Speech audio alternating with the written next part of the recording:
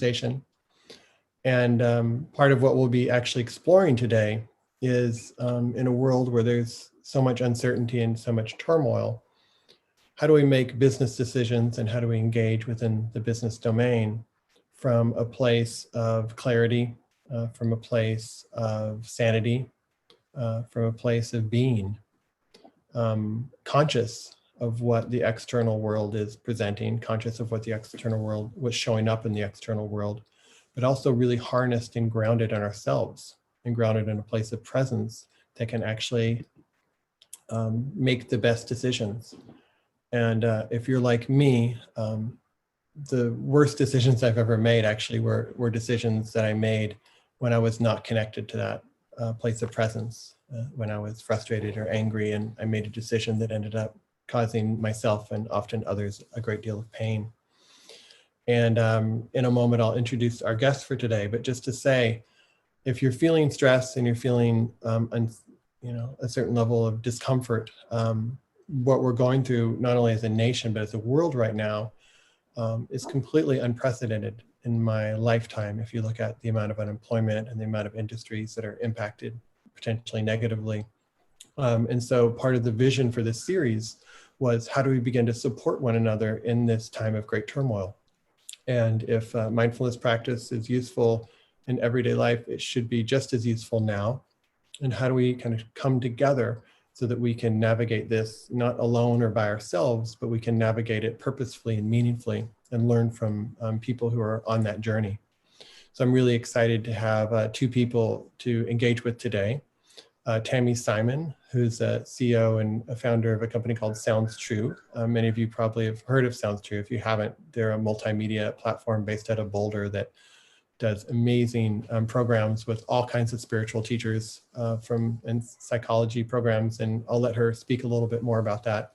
But Tammy's run Sounds True now for, 25 years, I think, Tammy, 30 years, many years, has seen a lot. And then also Scott Shute. And Scott is, both are friends. Scott is a friend who is currently head of mindfulness and compassion at LinkedIn and is working at the corporate level to really explore what does it mean to take topics or kind of things like mindfulness and compassion, but actually make it into the lifeblood of a company. Like, how do you actually make it viable and doable and practical for a large company like LinkedIn? And not only do that, but actually how do you also support other companies so that mindfulness and compassion and things like that isn't just a notion that we have in our head, but it's actually brought into the business. So I'm really, really excited to have both of them here today. The plan is we will engage in a dialogue with Tammy and Scott, and then we will open it up for questions. So if you have a question, there's a way when you click participants, there's a way at the bottom you can raise your hand, and then I'll be able to see you. And then later in the time together, we will choose some people to be able to engage and bring you up on video to ask some questions. So I hope that's clear. And again, I just really want to thank you for being here and thank you for joining what we're calling the Clarity and Chaos series. This is really about being honest and truthful and straightforward. We're not trying to convince you of anything in particular, but it's really about how do we navigate these times as consciously as possible. And so again, just really want to thank you for showing up. You'll have a time to ask questions later. And without further ado, I think I'll engage and bring in our guests. The first person I'd love to introduce and bring on is Tammy Simon. And Tammy I've known actually since before I started Wisdom 2.0, and Wisdom 2.0 has been going on 11 years, so at least 11 years. And Tammy, I thought we would kind of begin by telling a little bit about, I know some of people know it, but I don't think everybody knows it, but just how and why you started Sounds True and your kind of vision for business then, and your vision for business now, whether that kind of same vision that kind of got you to start Sounds True is still really alive and well today, or how has that vision of what business is changed and grown over the many years that you've been in business. So without further ado, I will bring Tammy online. So welcome and thank you, Tammy, for joining us. Hi, friends. It's a very a warm and beautiful feeling to be with all of you like this. Thank you, Soren, for creating this community platform. Well, I started Sounds True actually more than 35 years ago. We had our 35th anniversary on April 15th, and I was 22 years old at the time. And at the time when I began Sounds True, I wasn't even thinking of starting it as a business. I was a college dropout, left Swarthmore College at the end of my second year because the closest I could come to determining a major was to major in religious studies. And at the time, I thought any mystic worth their salt wouldn't get a degree in mysticism, just an academic degree. So I left and I went to Sri Lanka, India, and Nepal for a year. And that's when I learned the practice of meditation. And quite honestly, I gave my life to it. I fully gave my life to it. And I have a memory of going throughout India to various temples, Buddhist temples, and laying down in a full prostration, face plant down in the dirt, saying out loud, and I'm bringing that up as a posture, as a visual illustration of the place I was in. I was not developing a business plan. I was face planted in the dirt in India saying, my life belongs to how valuable these teachings are, not just of meditation, but of prayer and turning inward and contemplation and having a capacity to quiet our minds and receive something that feels soulful, that feels like it comes from beyond and fills us with a sense of direction, meaning, and a kind of inner light, inner guidance. And I was like, that's what my life's about. That's what I'm going to do. So that was really the beginning of Sounds True. And I could go on and tell you the whole story, which is quite complicated, of how the business came into being. There was one sentence that was my guiding light, and it was only 3 words, which was good. It was short: disseminate spiritual wisdom. And Soren, to answer your question of how it evolved over time, you know, really for the first few years, I didn't even realize I was in business, believe it or not, until the local Boulder Daily Camera did a story, a write-up about Sounds True. And I knew they had done the story. They interviewed me about what I was doing as this young person who started this little company. And I looked for it in the lively arts section of the newspaper. And I couldn't find it. I was so confused. And I called the newspaper and I said, you know, I thought that you told me you were going to publish this story. I was so excited to see it, you know, young kid. And they're like, yeah, look on the front page of the business section. So I'm just sharing that because it shows you the level and depth, in a way, of my, you could say, innocence when I started.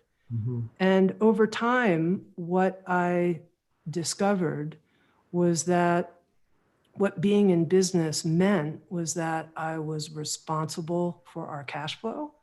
And that meant I was in business, you know, and in the early days, I had a really simple motto, which was not to spend money I didn't have. You know, it's a pretty simple idea. Okay, so that's a lot about Tammy as a young person in her 20s. I think over time, as Sounds True grew organically, and now we employ about 125 people.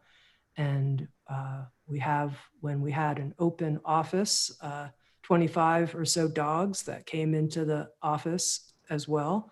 And now I look at it quite a bit differently. And I see that over the years, the skills that I developed by necessity, so they were skills of cash flow planning, skills of legal protection, skills of thinking strategically and thinking ahead, but most importantly, the skills of building a team and creating relationships. At one point when I was working with the Sounds True author, they were designing their program and they had a section on relationships. And I thought they were going to also teach a section on business. And this woman said to me, well, Tammy, there's no difference really between business and relationships. That's all business is. It's a set of relationships. It's a set of relationships with your customers. It's, in our case, a set of relationships with the authors that we publish. I think of it as relationships also with the ideas themselves, the actual integrity of the teachings we put out. And I also think that we have a relationship to the future, a relationship that we have to care for. And so now I see it as having this healthy ecosystem of relationships. And it's my role to manage that well. Great. Beautiful. A few follow-up questions, but before we do that, I think, Scott, what if we bring you in and I'd love to introduce yourself. Love also to hear how you envision business when you started entering the workforce and how you envision it now. Sure. Well, so first of all, thanks for having me. I'm Scott. I lead our mindfulness compassion programs at LinkedIn. How I envision starting business. When I was a 17-year-old kid, I was trying to decide what to do in life. And there was a part of me that wanted to be an engineer since I was in second grade. It's what my big brother had done. But I had just been the lead in my high school musical, and all of a sudden I wanted to move to New York and be a singer and follow my spiritual bliss. I had been introduced to a spiritual path when I was about 13, had been really involved in meditation, contemplation, the contemplative practices. And so it felt for me as a 17-year-old like this black or white choice. The movie Wall Street had just come out, and Gordon Gekko and Greed is Good, right? So it felt like as a 17-year-old, you go work for corporate America and you sell your soul, or you can follow your spiritual bliss. And it really did feel like a black or white choice. And I think over time, what I've realized, to finish the story, I was in contemplation one day. I had thrown up my arms to the universe and said, I don't know, what am I supposed to do? And I got one of those full body yeses, where you just know, you 100% know the answer. And it came along with kind of a message, a suggestion. And that message was, maybe you can change work from the inside out. I'm like, okay, fine. I'm a 17-year-old kid. I'll go get my engineering degree. I'll figure this work from the inside out thing. And over time, what I realized, what I've come to believe is that the work context is just as valid of a context for spiritual development as an ashram, as a temple, as a church, as a top of the mountain, secluding yourself. It's just as valid. We are filled with challenges every day. We have obstacles every day that force us to be creative as soul, as our true nature. And so as we evolve as people, these companies evolve as well, because a company is made up of the people. So you have people like Tammy starting companies and being CEOs of companies. She's going to create a company in that own image of her own consciousness. And so as we develop ourselves, as we develop our employees, and as they go out into the world and start and join other companies, the world changes. The companies change along with us. So I'm very proud to do, and humble and grateful to do the work that we do. And I think that businesses have a chance to build consciousness like religions and governments have been building for thousands of years. I think we're in a place where large companies like LinkedIn and Google and Microsoft and whatever shape the culture of the company. And so when you join a company, you have to join that culture. And so we have a really amazing opportunity to shape the consciousness from the inside out. Thank you. And I know, Tammy, one of the things that I've got a number of questions going on, so my mind is adjusting to which one. So if I ask one and you think there's a better one, you can answer whatever's better. But I know that you really like to talk about things that are honest and real. And one of the things that sometimes frustrates you, at least sometimes in the spiritual dimension, is like everything seems like all fluffy and nice, but we're not really getting into the nitty gritty of like the challenges. And that's just as important as the bliss, right? We have to kind of honor both sides, and how it's important to have kind of real conversations. So I'd be wondering if you talk a little bit about like, what are some of the challenges that you're facing now? What are some of the challenges you faced as a business leader? And how have you learned to navigate those times when it feels like kind of like the shit's hitting the fan, or things are kind of falling apart, or it's not going the way you thought it was going? How do you deal with difficult moments? And what are some of the lessons you've learned about yourself or about being a leader in those moments where things are not quite going as planned? Sure. And thank you, Soren, for giving me the freedom to basically talk about whatever I might want to talk about. I want to pick up on what you're saying, and also something that Scott said. Scott mentioned how a workplace could be just as valid, equally valid as an ashram, as a place for personal growth, spiritual growth. And the other day I was taking a walk and I was thinking about how people refer to intimate relationships, and especially during this pandemic when we're in our home and there's so much on us and whoever we may be sheltering with. There's so much pressure on those relationships. And people can talk about an intimate relationship as being a crucible for spiritual growth. And in my description of business, I said it's just relationships. And so it's an incredible opportunity because of the number of relationships that we're dealing with to have our business actually be an intense crucible for spiritual growth. And I'm bringing that up now because in response to your question, Soren, I think if we look at every single thing that happens as an opportunity to grow, and that can sound kind of idealistic, and there's the reaction, and then, okay, I think I might look at this as a chance to grow, but first I'm just going to have my reaction. But then it's interesting after that reaction, okay, who am I? What kind of person am I? Am I the kind of person that just lashes out when I don't like what things that are happening? Or am I the kind of person who says, I wonder if there's another way to see this. First of all, I wonder if I can see it from the other person's perspective. That would be a good place to start. I wonder if I could see it from a few additional perspectives as well, some neutral parties. I wonder if I could see that there's any light in this situation, any opportunity, any way that I could grow and the company could grow. And there might be some loss short term, but there may be some greater gain or growth from the situation. How can I really see what's wanted here and what's being asked of here, no matter what's going on? And so, of course, like any company, Sounds True gets hard and bad news regularly. I don't know if I'm going to say daily, but regularly. There are aspects of the pandemic that have been really hard for our company, and some aspects that we've actually flourished within. But I think if the attitude is always one of, this is a crucible, and crucible is a word where there's a fire, there's an alchemy, there's a transformation. It's not easy. This is a crucible of growth. And this is a really key thing.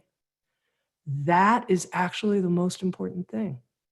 The most important thing isn't the outcome of, how did this turn out? It's how did I handle it?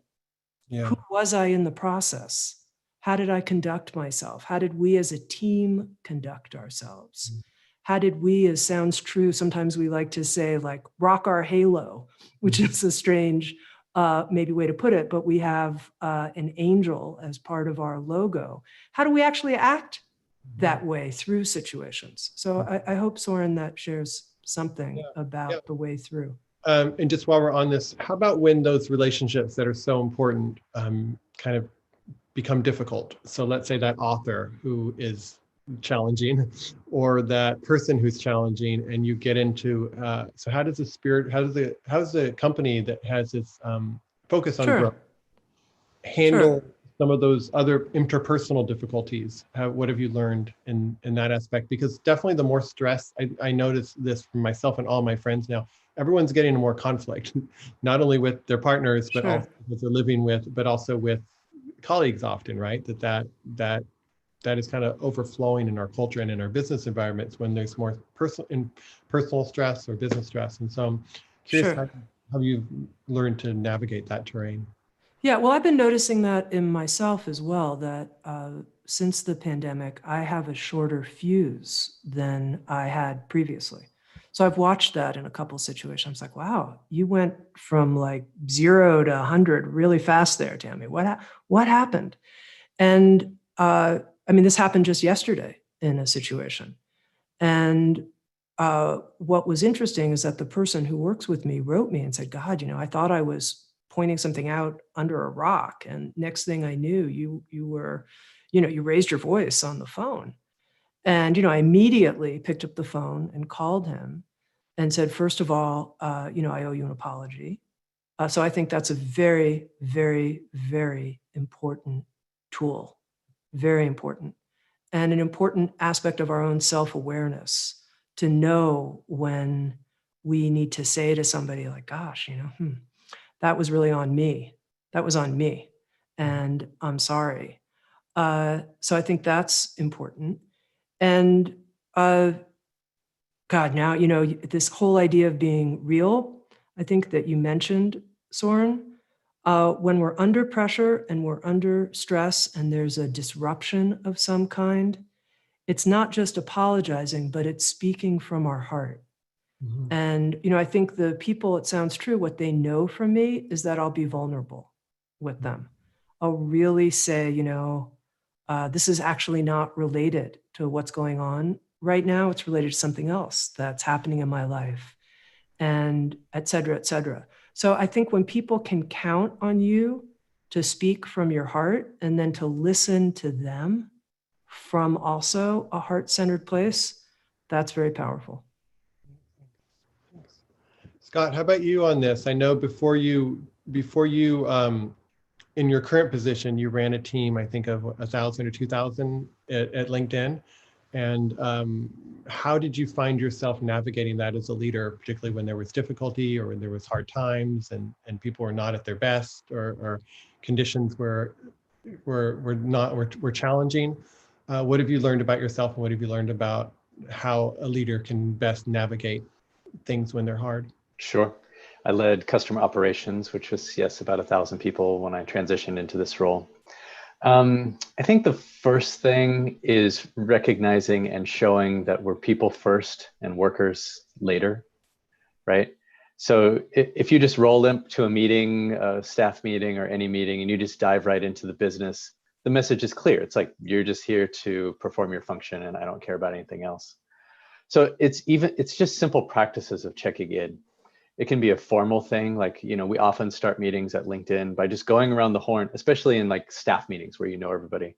You just go around and everybody shares one thing they're grateful for, or you could share a personal and professional win. And the idea is that when you get to know each other, lots of things happen. One is you feel connected, right? You know that the 6 or 8 or 12 people sitting around you, you know something about them. We're not just cogs in the machine, we're humans. And that connection is good for the leader. It's also even better for the people who are on the team. And it's a little bit counterintuitive because especially when you're busy or especially when things are hard, you kind of just want to jump into things, right? If the meetings are coming one after another, you kind of just want to get moving. But if I take the time to slow down and really listen to people, look them in the eyes and hear what's going on, that will pay off later, right? You'll get more creative work, you'll get their full selves, you'll get more authenticity, they'll tell you more about what's going on. Every once in a while, the leader needs to ask for feedback as well, right? We do performance reviews, and it's just a known thing.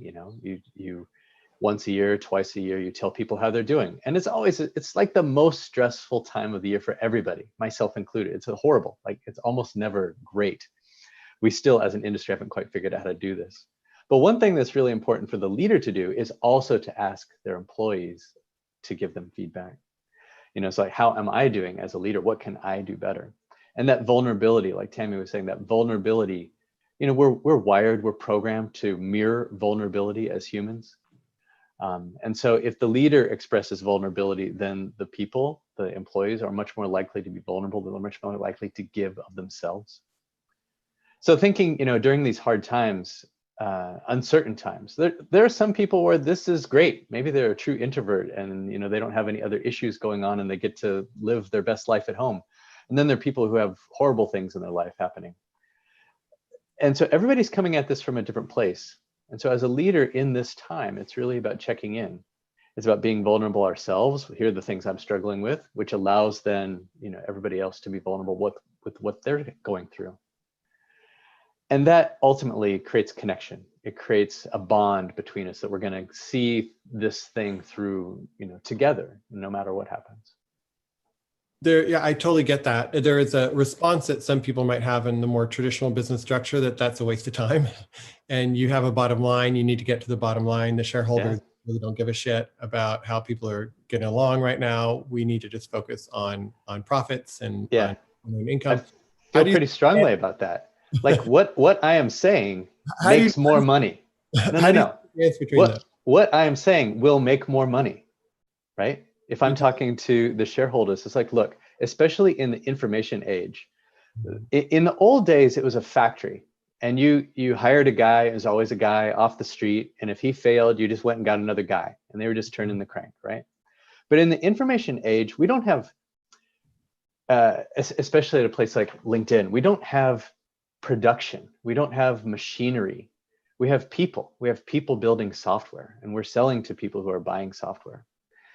And so our number one asset is our people, right? And so if we can get those people to be more creative, to be more authentic, to be more of themselves, they'll ultimately be more productive. They will ultimately stay at the company longer. They will ultimately give of themselves more. This is how you win. And I don't mean that in a crass way, like, oh, you should only do this because this is how you win. I'm saying being a good person and being a humane leader is actually a success strategy, not the other way around. It's actually, and there's studies that bear this out. Companies that take care of all of their stakeholders, not just their shareholders, do better. They make more money. Teams that work on their psychological safety with each other instead of just diving right into the business, they are higher performing teams. So I absolutely agree that one of our stakeholders is our shareholders. And if we're providing value to our customers and we're making it a great place for our employees to work and survive and thrive, everybody wins. Great, thanks. The other thing I might just add on for a moment, if that's okay, is that I agree with Scott 100% that a company will be more financially successful when they value humans. And nobody likes to be seen as a pawn in a money-making game. That's not fun. It doesn't make the human heart go, oh my God, you know, I would work for you forever.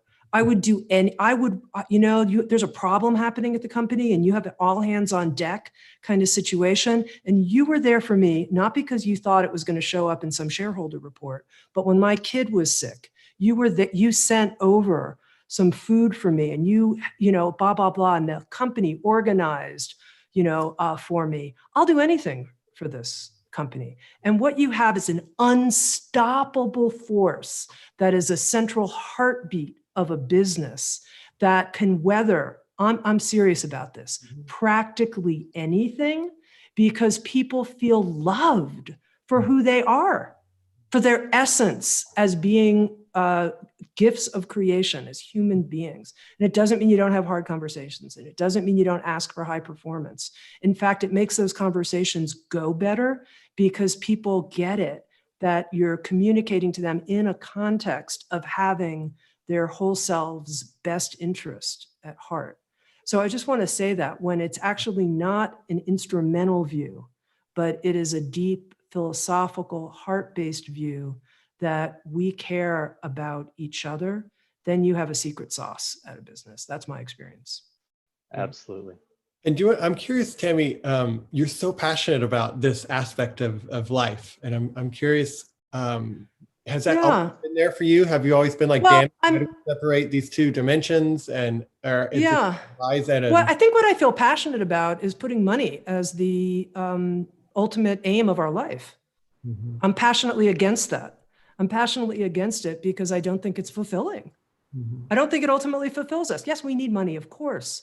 We want to have abundant resources mm-hmm. to express our creativity and give to others. But there's a higher set of values of which money is instrumental to accomplish. Mm-hmm. And that higher set of values is what the mystics always stood for, which is why I was interested in mm-hmm. learning from them. And that higher set of values has something to do with service mm-hmm. and uplifting other people and giving our gifts for the benefit of the whole, recognizing our interconnection with actually the whole of the universe. And if business doesn't orient towards that higher set of values, then business won't be part of the solution on the planet that we need right now. And in fact, I don't know if the human species will even continue. So have I always felt passionate that there was something more valuable than money that I was going to dedicate my life to? Yes, I have. Yeah. And that the making of money or the bringing in resources needs to be an expression of our life, or meaningful life or purposeful life, not something we do on the side. The way I think about it is, let's just pretend you have a boat. If the bow of the boat, the first thing is making money, I think you're screwed from the start. That's just me. I'm Tammy. You said I like to speak what's true for me, whatever. I think you're screwed from the start. I think if the bow of the boat is some type of contribution to the betterment of other people's lives and to the expression of your own talent, that's the bow of the boat. I'm here to give to other people because that's what we as human beings want to do. We want to love. You know, the Khalil Gibran quote, work is love made visible. That's the bow of the boat. Okay, but then what follows that is, of course, we need to make money. And in fact, the more money we make, the more good we can do. That's very powerful. Very, very powerful. Got it. Thank you. It's a balance. Yeah, Scott, do you want to weigh in here? You know, Silicon Valley has kind of gotten, rightly or wrongly, you know, this label where kind of money is first. And how do you balance that in your own personal life or in the business life, where money is kind of our determiner for success, which absolutely is needed, important, valuable determiner. And there's this other dimension. And do you have any thoughts on those two, the dance between those two? Sure. I echo everything Tammy said. If we're focused on this value for everyone, things are going to go better. I think that we have the goalposts wrong in life a lot, right? We think that winning is a certain title. We think that winning is a certain amount of money. But instead it should be, winning for me is about happiness, about contentment. It's about the expression of my creativity. Now, to the extent that those things are aligned with a company, then, and to the extent that those things provide value in the world and I can make money or have things doing that, fantastic. But I agree that I like this term, the bow of the boat. I'm totally going to steal that. Is rooted in something higher, then all other things will follow. And you're right about Silicon Valley in that, you know, has well, not everybody has woken up to this idea that we're all in it together, or that when we create this value for everyone, that things will do better. It sometimes is focused on money. And I think it's up to those of us who can do to help change that. Yeah. And I think you're seeing more and more of that. And so our voices are becoming louder. Great. And so just a thing, if you want to, I know there's a bunch of people in chat who are chatting questions. It's hard for me to follow chat. There's about 500 of us on here. So if you raise your hand, I will pick you and you can come on live, which is just easier for me because the chat just becomes kind of too much. So if you want to do that, raise your hand and I will bring you in. All right, JD, you did it. I'm going to bring you in, JD. I believe you're unmuted. Yes. Can you hear me? Yeah, but we can't see you. Are you on video? Actually, I couldn't turn on the video. I tried my best, but I just couldn't turn it on. Okay, no worries. Yeah, where are you calling from? And do you have a question, comment, reflection for Scott or Tammy or us? Yes, actually, I have a question for the whole panel here. I will say, my question is actually, I lived by these values, what Tammy explained. I love to hear that, and absolutely amazing thoughts, and I'm glad to hear that. But in real life, how many corporations are willing to follow that? Because I just want to share my personal story where I had to quit last 2 of my jobs, and because of the same reason, because I couldn't convince people to be human, to employees, to the contractors, and to the management. And being at the senior management level, where I was at the director for Western operation, and I couldn't convince people above me that money will come if we treat people right. Yeah. How can I deal with that? And that's a frustration. Sadly, it shouldn't be, but I absolutely value what you said, that, you know what, the culture needs to change, but how can we participate where people don't have to lose their jobs to do the right thing? And I'm reading in the comment section as well, a lot of people are saying that they've been through the same thing. Please.